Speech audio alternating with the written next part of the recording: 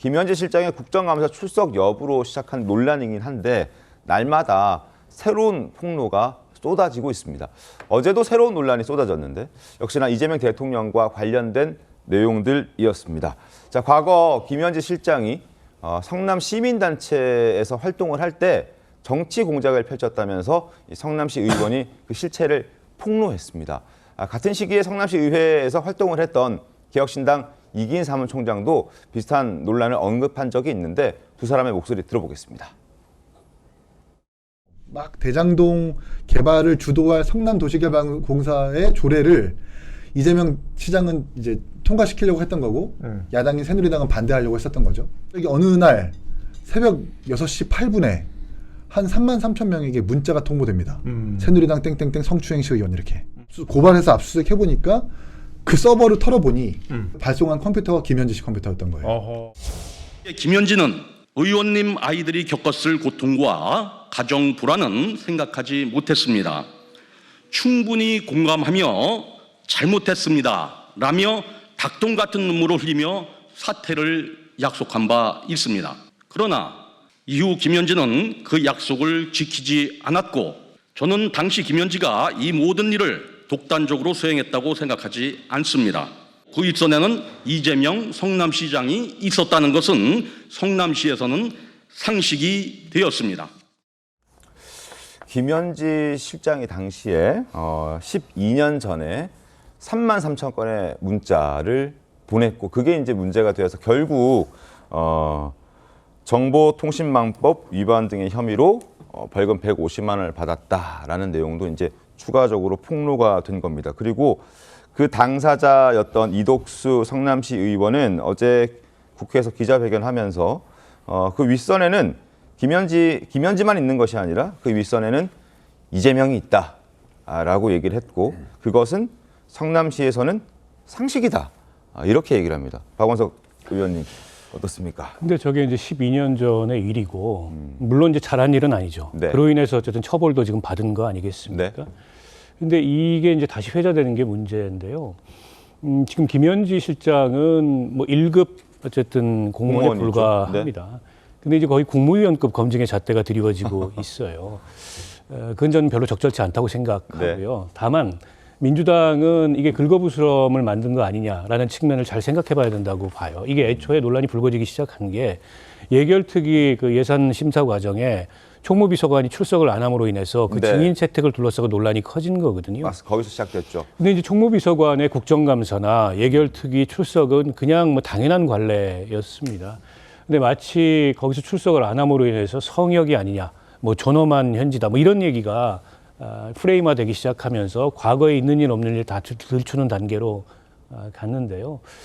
저는 지금이라도 다른 상임위의 국정감사 출석에 응할 필요는 좀 없다고 보고 그러나 이제 운영위는 대통령실을 소관하는 상임이기 때문에 네. 이제 운영위에 출석해서 총무비서관 시절의 직무에 관해서 질문에 답을 하는 게 적절하다고 보고 네. 그 이상의 불필요한 정치 공세가 제기되면 국회 운영위를 주관하는 게 김명기 원내대표고 네. 여당 의원들이 수가 훨씬 더 많아요. 네. 때문에 이제 부당한 정치 공세에는 응하지 않으면 되는 건데 이게 계속 출석 여부를 둘러싸고 논란이 커지면서 야당에서는 김현지 실장을 약한 고리로 보는 것 같아요. 그래서 이미 과거에 사법적으로 일단락이 됐던 문제까지 네. 잘한 문제는 아니에요. 다 끄집어내가지고 네. 이 정치 공세를 취하고 있는데 저런 정치 공세를 허용하지 않으려면 오히려 출석해서 털어버리는 게 적절한 대응 아니냐 저는 그렇게 판단합니다. 알겠습니다.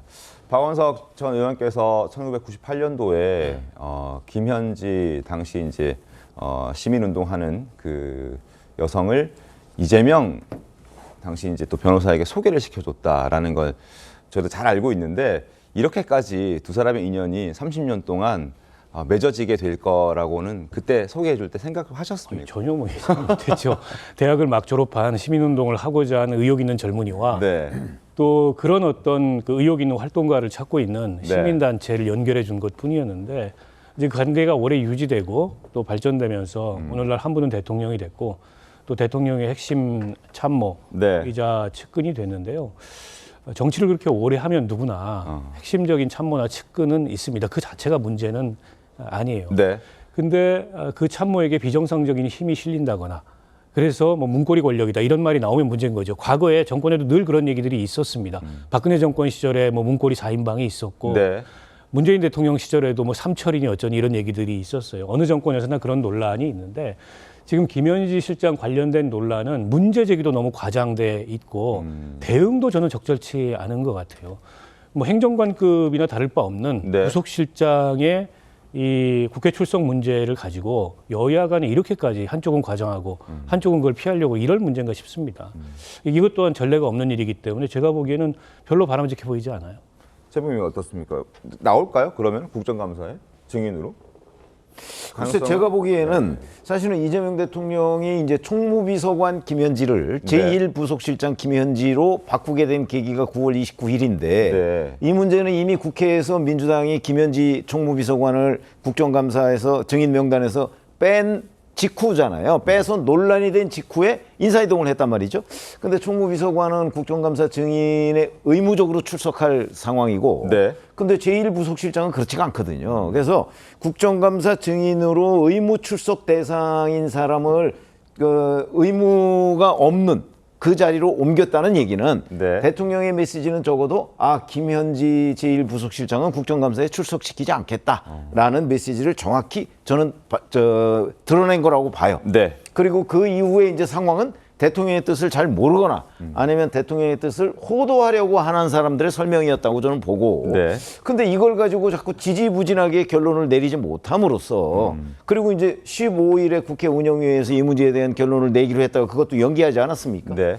그럼으로써 이제 그 추가적으로 국민의힘의 총공세를 유발한 거예요. 그런데 그래서 이제 뭐 전과 기록까지 나오고 과거의 행적들도 다 나오고 네. 심지어는 이제 육성 녹음 파일로 보이는 네. 그 대선 자금 문제까지 지금 나오고 있단 말이죠.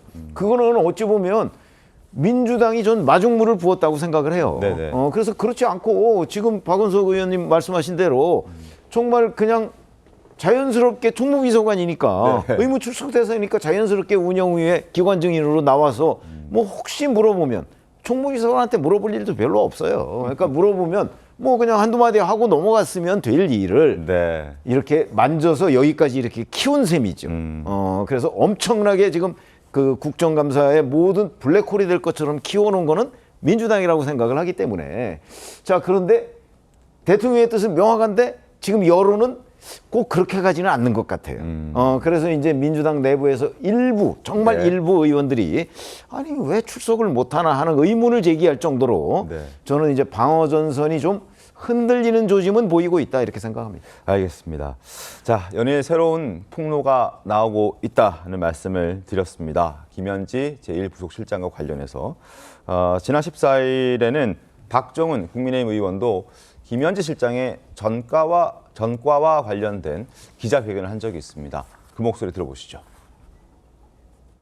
이재명 대통령은 2004년 성남시 의회에서 마이크를 던지고 시의원들을 겁박하는 행위로 벌금 500만 원을 선고받은 전력이 있습니다. 이 범죄 행위에 김현지 실장도 함께 했던 것으로 확인이 됐습니다.